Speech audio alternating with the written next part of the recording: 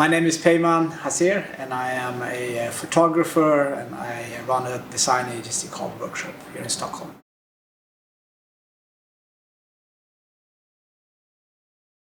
Yeah, so this space where we are sitting here in the city of Stockholm we call it Next Generation Retail Hub. And that is basically a platform for like-minded agencies and startups to get under one roof or on the same platform to quicker develop retail and consumer experiences around the world. It actually started in the middle of the pandemic, so quite for some, that was probably not the best timing, but I think it was the best timing because in the middle of the pandemic, brands and companies that try to sell products or brand or communicate to the consumers in new ways. So there were a lot of new questions coming from them to us as an agency that were new. So I was thinking that we're probably not the only agencies getting these questions. So to kind of get faster and get broader competence and skill set, we need to partner up with other agencies to kind of be able to answer those new needs or innovate. So we created this. We said that let's create a hub, a physical space where we get other agencies on one roof and start collaborating, bringing in perspectives, ideas, business models, creatives that we were not used to work with, and kind of get all that into one hot pot and spark the innovation.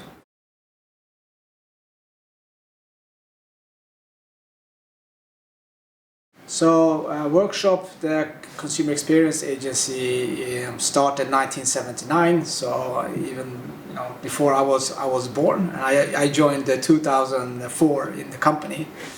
Before that, it was a very more or less of a print communication agency. But we saw that there was a challenge because when you send out the communication in the stores for brands like Nike or Vodafone, the store staff didn't put them up on the shelves, and normally they didn't know so much about the campaign.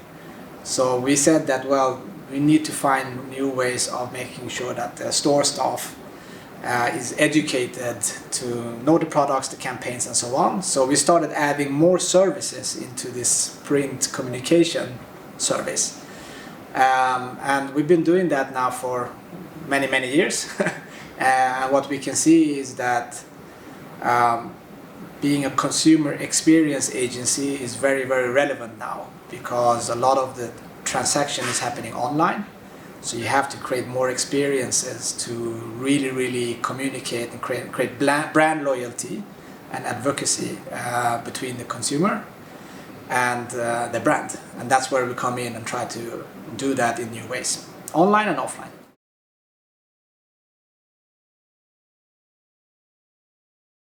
I'm the CEO of Workshop.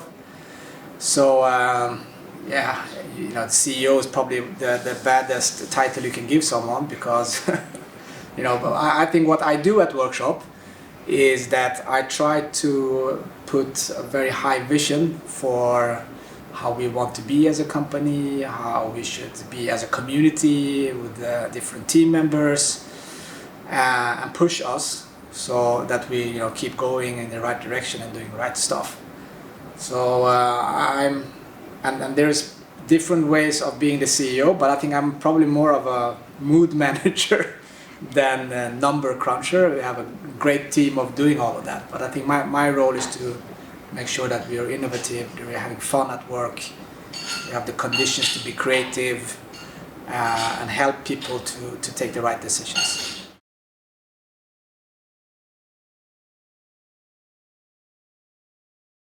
For Nike, we help them to create brand experiences in their stores. Nike stores do it for their key account doors, JD Sport, Int'l Sport, and so on. So basically we get briefs, we try to interpret briefs onto the local markets, and we call it digitally led, physically enforced. So everything that we do starts like, okay, how do we connect with the consumers online, and how can we then create reasons, enjoyable reasons, to actually make a physical visit to a pop-up or to a store. And you can purchase at place or go back. Doesn't really matter as long as you choose Nike before some other brands. And that's where we help them with consumer experiences and different touch points through creative solutions.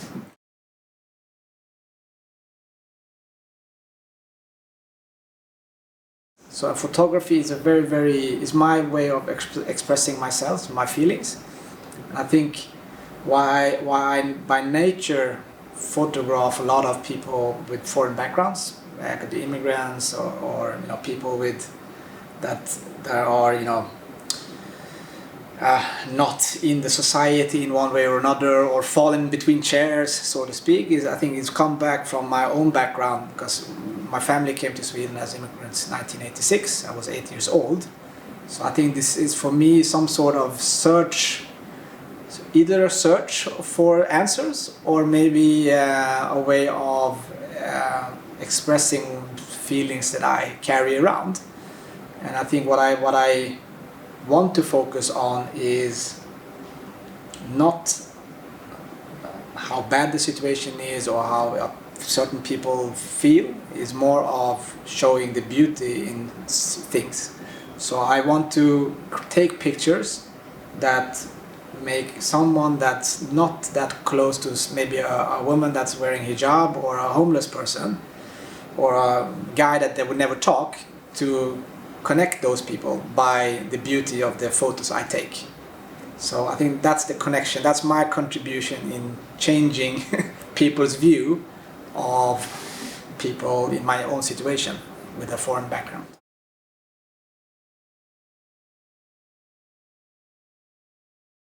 I think Sweden is still welcoming as a country, but I think as in the rest of the Europe or the world actually, is very polarizing. So you have a lot of people thinking that we should welcome people to the country, but also there are more people saying that no, we should close the borders and welcome none. And I think it has to do with there's so many we have so many issues, like financial issues, integration issues and stuff like that, and I think it's easy to point. I think that the people that don't want to have open society or open borders, they tend to point, okay, that is the problem, is the immigration. And a lot of problem is within the immigrations, but not the immigration, but the integration. And I think that's where Sweden have failed, because the integration haven't been in focus for so many years. And now we see generations of generations ending up in unemployment, or in suburbs with intense, like a lot of foreigners living in the same place. And we're seeing the results of that now.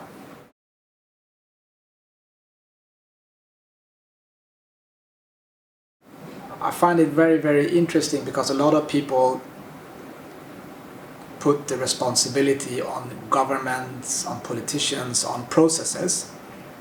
But when we came to Sweden, my family, it was not any process or politicians integrating us. It was the fact that normal people, neighbors, knocked on the door and say, hi, my name is Lars, or whatever. How can I help you? And I remember the first Christmas we went to a city up north in Stockholm, in Sweden. My mom and dad was unloading their car to move in the apartment, and our neighbors said hi.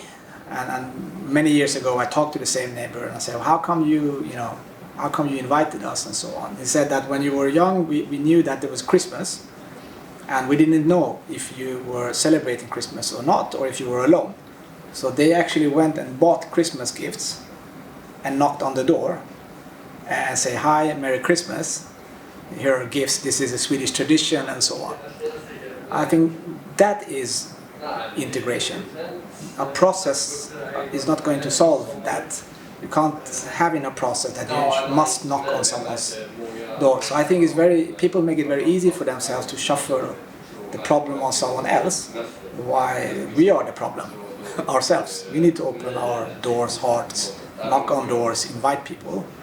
And I think nobody talks about that, and that kind of surprises me.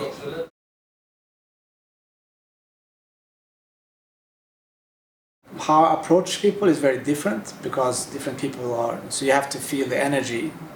Sometimes I talk, so I approach them. I always approach and say hi, and tell them why I want to take the picture. You have very beautiful eyes, they're telling a story. Who are you? We start talking, and often everybody's very surprised, because also in Sweden we're very distanced. But I think the thing is to have a smile, have a good heart, approach people with a smile, and then I talk to them and ask what they're doing and so on. And then I say, okay, let's take a picture. I think what I do, maybe I don't take snapshots, so I say, okay, let's go over there, because I like to use the surrounding in the streets as my studio. So moving people to the right light or the right background and so on. So we do it together. And sometimes I ask if you would like to show something with your hands, how would you do it? Maybe somebody puts the hands on the, So I like to be creative. So that's one part, and the other part is that sometimes I have pictures in my head of people, very, very clear vision, and I kind of keep them here. So I have like 4 or 5 portraits of people that I've never met, and when I walk, I try to find the people that can match that vision. So then I know exactly, okay, that person, that fits to this portrait, and then I approach them and talk and do it.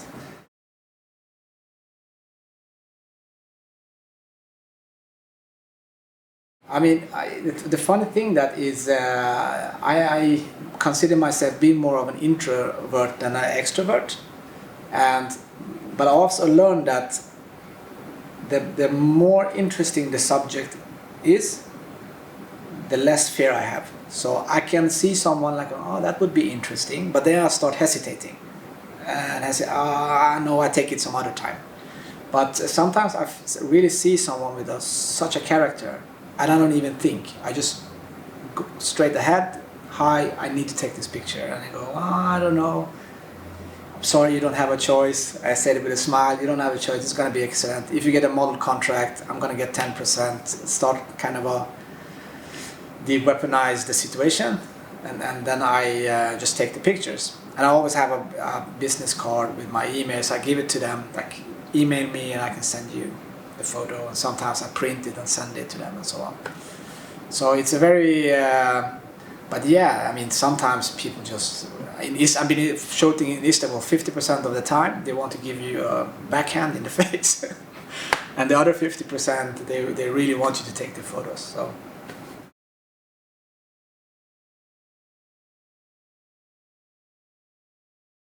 It is a challenging, I think it comes from me rather than outside, is that being a middle-aged man walking around asking women to take their photos, it takes more finesse to do that. So it's much easier for me to go to another man.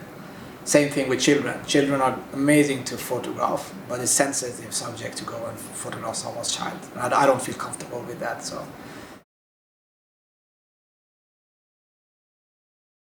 I take them for my own sake, but I've been published by Leica in magazines, which is really, really fun to get your art out there. Us connecting because of the photos. But I plan to publish a book with the portraits. That's one project. I have another project. Wherever I travel to different countries, I go to old bookstores and I take pictures and portraits in the bookstores of people working there. Because I think that 10 years from now, it's going to be a very nostalgic library of books and bookstores. because they're getting fewer and fewer. And the third part is that a side project I plan to make a book around is called Untold Stories. The stories that were never told. It's basically a portrait series with stories of people coming to Sweden with stories that they haven't told anyone else. That come from my dad, because I asked him in recent days, can you tell me how did you come to Sweden? How did we flee Iran? What happened at the airplane? And he started telling me this stuff that we haven't told anyone. Because if we were told the immigrant officer, they probably won't be giving it would make the situation much harder for them to stay. So, and I think I got so moved by that story, and I said, there's probably millions of these stories in Sweden only that haven't been told. So what if I make portraits and tell their stories? So I have 3 different parallel projects, dreams, of books to get out.